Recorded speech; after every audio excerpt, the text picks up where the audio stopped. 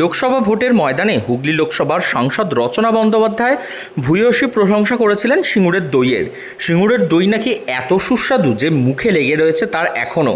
এমনকি ভোটে জয়লাভের পর বিরোধী প্রার্থী লকেট চট্টোপাধ্যায়ের বাড়িতেও সিঙ্গুরের এক হাঁড়ি দই পাঠানোর কথা তিনি বলেছিলেন।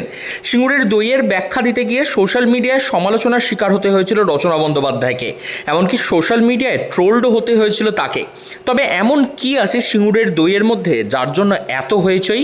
সিঙ্গুরের দইয়ের চাহিদা ব্যাপক, আর রচনা বন্দ্যোপাধ্যায় এই দইয়ের প্রচার ও প্রসারে আসার পর তার ব্যবসাও বেড়েছে আগের থেকে অনেক বেশি। এমনকি রচনা বন্দ্যোপাধ্যায় বলেছিলেন যে সিঙ্গুরের দইকে তিনি বিশ্বমানের জায়গায় নিয়ে আসবেন। মেন হচ্ছে দুধটা ভালো, তো দুধটা ভালো হলে দই ভালো হয়, আর আমাদের দুধ খুব ভালো হয় বলে দইটাও ভালো হয়। আমাদের কিছু দেওয়া হয় না, এমনি দুধ আর চিনি, ওইতে টেস্ট হয়। আর দইটা অনেকক্ষণ ধরে ফুটাতে হয়, লাল করতে হয়। মোটামুটি 40 কেজি দুধে মোটামুটি 25 কিলো দই হয়, ওই জন্য টেস্টটা আরও ভালো হয়। মানে তিনি তো বলেছেন যে সিঙ্গুর দইটা পৃথিবী বিখ্যাত করবেন, আপনারা কীভাবে দেখছেন? এমনিতে তো এটা বিখ্যাত আছেই অনেক দিন ধরেই, 60 বছরের উপরে হয়ে গেল। আগে থেকে আরও ভালো হচ্ছে এখন। মানে রচনা বন্দ্যোপাধ্যায় বলার পরেই কি সিঙ্গুরের দইয়ের ব্যবসা বিক্রি বেড়েছে? না, সেটা নয়, এটা আগে থেকেই ছিল। আগেও দই এমনি দিনে পাওয়া যেত না, জামাই ষষ্ঠী, দশহরায়। এখানে লোক মিষ্টি দই, লাল দইটাই বেশি চলে। কিভাবে তৈরি হয় সিঙ্গুরের এই সুস্বাদু দই, তার জন্য সবার আগে প্রয়োজন ভালো খাঁটি গরুর দুধ।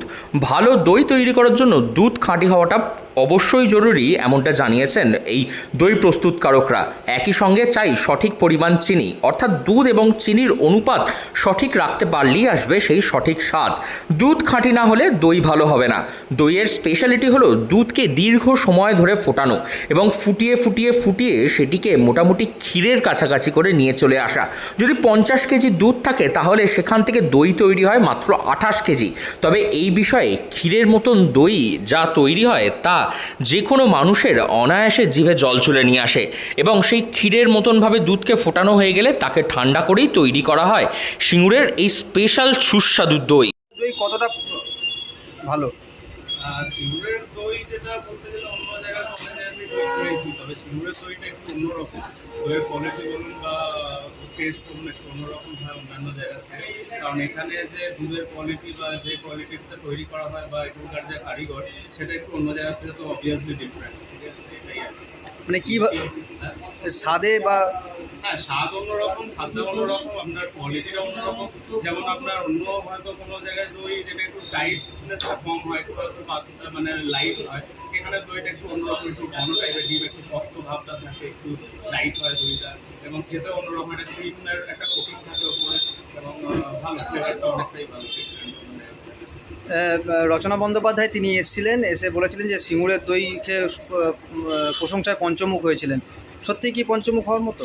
হ্যাঁ, অবশ্যই সত্যি পঞ্চমুখ হওয়ার মতো। অন্যান্য জায়গায় অনেক রকমই দই আছে, তার থেকে তো অবভিয়াসলি এটা অনেকটাই আলাদা, এবং হ্যাঁ, টেস্টটা অন্যান্য যে সমস্ত দই বাংলায় পাওয়া যায় তার মধ্যে তো একটু আলাদাই আছে। তার জন্য নিশ্চয়ই এটা পঞ্চমুখ হওয়ার মতোই একটা বিষয়। আপনার নামটা? আমার নাম সুভাষ। হ্যাঁ, হুগলির সিঙ্গুরের লাল দই এতটাই সুস্বাদু যে তা এখনও পর্যন্ত লেগে রয়েছে রচনা বন্দ্যোপাধ্যায়ের মুখে তার স্বাদ। তিনি বলেছিলেন যে সিঙ্গুরের গরুরা ভালো হৃষ্টপুষ্ট এবং তারা এত ভালো দুধ দেয়, তার থেকেই এই সুস্বাদু দই তৈরি হয়। এবং সত্যি এই দই এতটাই যে একবার খাবে তার মুখে দীর্ঘ সময় ধরে লেগে থাকবে এই দইয়ের স্বাদ। হুগলি থেকে রাহি হালদার, লোকাল 18 বাংলা।